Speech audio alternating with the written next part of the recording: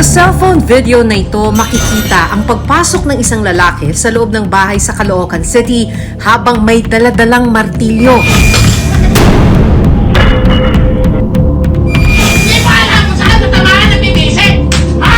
Nasa loob ng bahay noong mga oras na yon ang isang ginang at ang kanyang anak.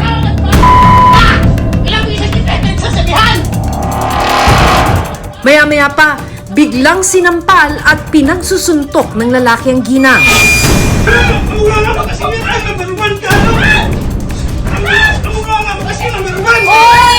Maririnig din ang paghingi ng tulong ng anak ng biktima na kumukuha ng video. Napaupo na lang ang ginang habang sinasaktan ng lalaki. Makaligtas kaya ang biktima sa pag-atake ng lalaki? At ano ang dahilan ng pananakit sa kanya? Sa Palumpon, Leyte, isang babae ang bugbog sarado ang mukha. Napuluhan ang kanyang kanang mata at mukha dahilan para isugod siya sa ospital. Ano ang dahilan ng pananakit sa babae at mapanagot kaya ang may gawa? Bakit patuloy na nangyayari ang mga ganitong uri ng karahasan laban sa mga kababaihan?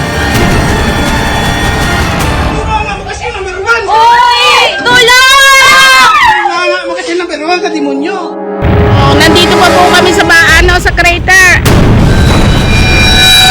Lula, tara na, Lula!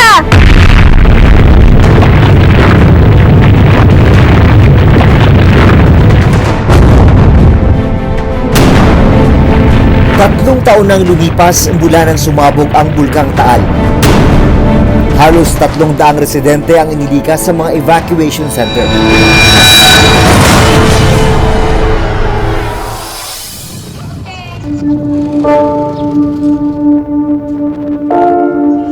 Pero 2023 na, ang ilang evacuees umakwit.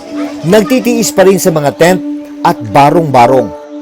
Dahil nga sa kalumaan ito, masira na. Problema rito masyadong siksikan at kapag umuulan, inaabot daw ito ng baha at kapag tag-araw naman, sobrang alinsangan. Di ho maganda. Di ho komportable po sa higaan. Gusto ko po magkaroon na po kami ng sariling bahay kasi po nahirapan din po kami dito eh.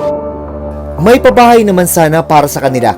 Pero hanggang ngayon, hindi pa ito na-turn over sa mga residente. November 2021 nang simulan ang proyekto na ito ng National Housing Authority. Target na matapos ang proyekto ngayong taong ito. Problema, hanggang ngayon, nasa 45% complete pa lang ang housing project. Ang isa pang pabahay naman na pinaglipatan sa mga residente. Marami ang may sira. Walang bintana, pinto at questionable ang tibay ng pagkakagawa. Yung mga pader niya, parang yung loob, parang walang laman. Ito na to. Ayan diferensya maski pa paano. May simento sa loob ito. Okay? Katok pa lang malalaman mo ng diferensya. Paanong tumagal ng 3 taon ang paninirahan ng mga residente sa tent? At bakit naman pinatira ang ilan sa kanila sa mga pabahay na tila delikado at hindi maayos ang pagkakagawa? Hinanap ng reporter's notebook ang babaeng nakunan ng video na sinasaktan sa Caloocan City. Naghilom na ang mga pasa, pero ramdam pa rin daw niya ang takot sa ginawa ng lalaki. Itatago namin siya sa pangalang Rosalie, 44 years old. Nagkamilikit ka ba sa akin? Nagkamilikit ka lang. Ganun na mangyayari? Hindi pa alam kung saan natamaan ng bibisi. Ha? Dito po sa banda ito, dito po ako pinagsasampal ng asawa ko, sinasabunutan, lambitin yung ano ko. Doon pinagsasampal, pinagmumura. Ilang bisis kita nagsasabihan? Hindi po ako makakatakas kasi na-corner po ako eh.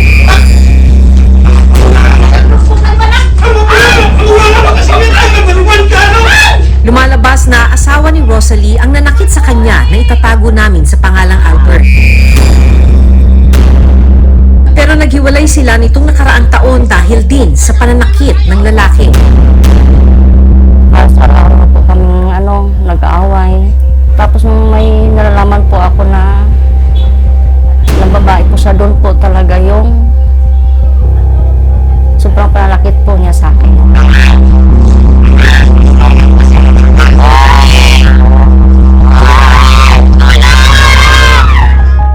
Bagamat wala ng relasyon, nakatira pa rin sila sa parehong bahay.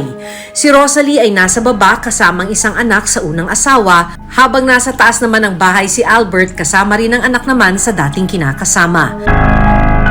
Ang ugat daw ng panunugod ni Albert kay Rosalie noong Pebrero, ang pag-ayos ni Rosalie sa tubo ng tubig. Hindi mo alam kung saan natamaan ng bibisi!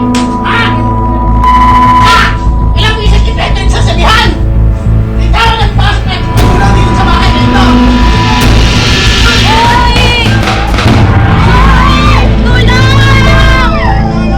Sa kabila ng paghingi ng tulong ng anak, walang sumaklolo kay Rosalie.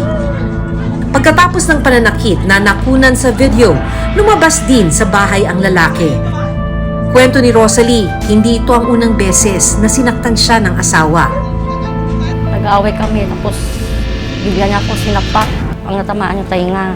Yung nabasag yung air guns ko, tapos sa pagkasapak ng asawa ko. Bukod sa pananakit, malimit rin daw siyang pagbantaan ng asawa. Ito po yung pagbanta niya, baka uwian kita dyan sa bahay, baka mapantay kita. Matiliwin daw niya yung mga cellphone ko.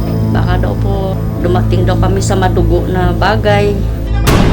Minsan nang nagsampa ng reklamo si Rosalie sa Violence Against Women and Their Children o VAUSI Office ng Philippine National Police o PNP, pero nagpasya siyang huwag nang ituloy ang reklamo.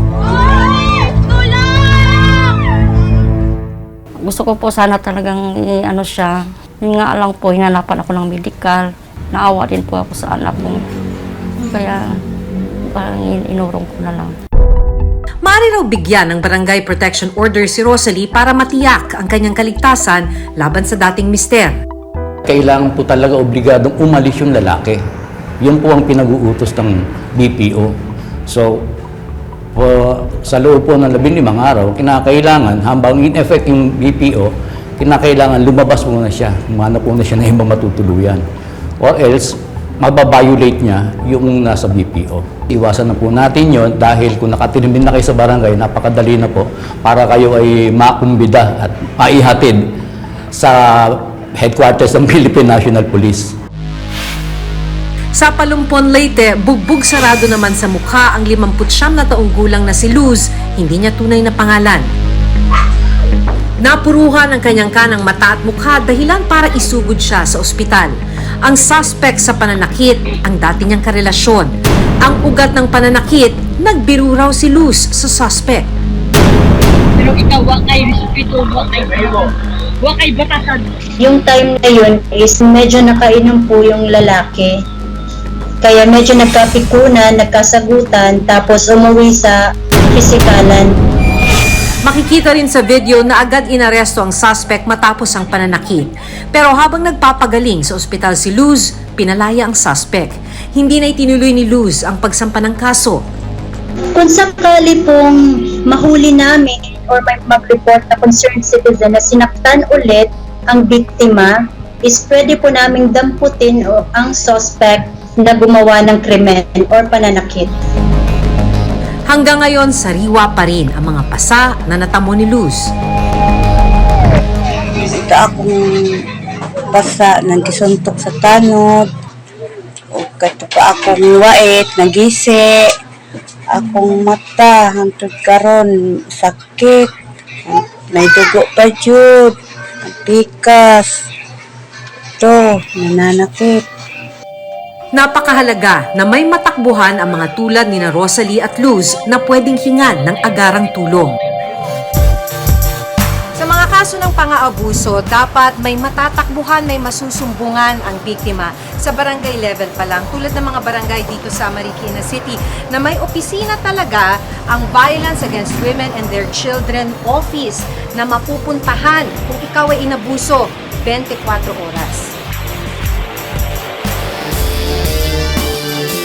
Good afternoon, ma'am! Bakit 24 hours kayong kailangan bukas? Yes, kasi syempre kailangan po na lagi po tayong gising dahil yung mga magre-report po ay wala pong oras. Walang pinipiling oras po. Walang pinipiling oras ang pang-aabuso. Opo, totoo po yan. Dito ko nakilala ang 30 years old na si Eunice Mendez. Dati siyang biktima ng pang-aabuso mula sa kanyang asawa. Ano-ano yung mga pananakit na ginawa sa'yo ng asawa mo? Suntok, sipa, lahat, as in, lahat ng pananakit. Pero noong nakalipat sila sa Marikina City, naging malaking tulong daw na meron siyang matatakbuhang VAUSI office. Doon ko na-realize na hindi ako nag-iisa. May tutulong at tutulong sa akin. Hindi man pamilya ko, alam ko meron kabarangay ko, nagtutulungan ako. Nung nalaman niya, nagbago siya. Kasama rin sa kanilang programa ang pagbibigay ng counseling sa mga nang-aabuso. Like, kasi kami, nagiging practice din po namin, hindi lang victim ng aming kina-counsel, pati yung perpetrator, kailangan nakakausap, saan nanggagaling yung behavior, diba? Abuser is an abuser eh. Behavioral po kasi, kumbaga kung ano yung factor na nag-trigger, nag-provoke dun sa tao para gawin yung pananakit at pang-abuso, kailangan din natin unawain. Kasi two different persons yung mag-asawa eh.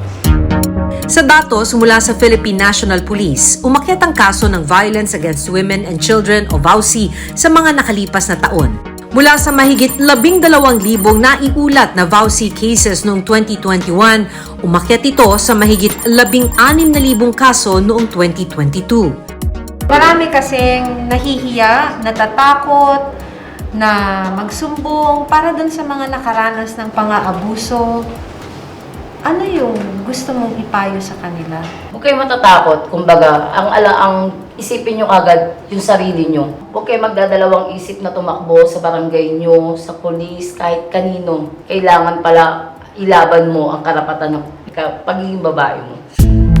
Paliwanag ng isang eksperto, kailangang palakasin ang VAUSI desk ng iba't ibang lugar sa bansa para mas mapadali ang pagsusumbong ng mga biktima.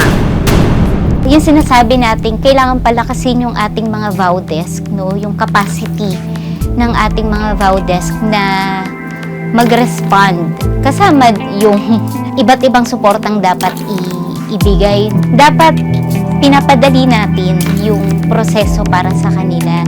Yung mga medical, dapat yan ay agad na pinoprovide. Pero hindi din naman lahat ng mga VAU desk ay may capacity.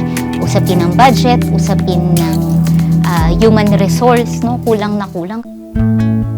Sa ngayon, pinag-iisipan pa ni Rosalie kung itutuloy ang pagsasampa ng kaso laban sa dating asawa.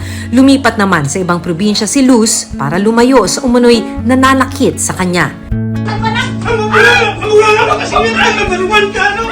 Sa patuloy na pagtaas ng bilang ng mga kababaihan at kabataang nakakaranas ng kalupitan at karahasan sa loob at labas man ng tahanan, kailangang mapalakas at mapadali ang sistema ng pagsusumbong para mas mabilis na matulungan ang mga biktima. Sakaling makaranas ng pang-aabuso, humingi ng tulong sa mga otoridad. Ako si Maki Pulido at ito ang Reporter's Notebook.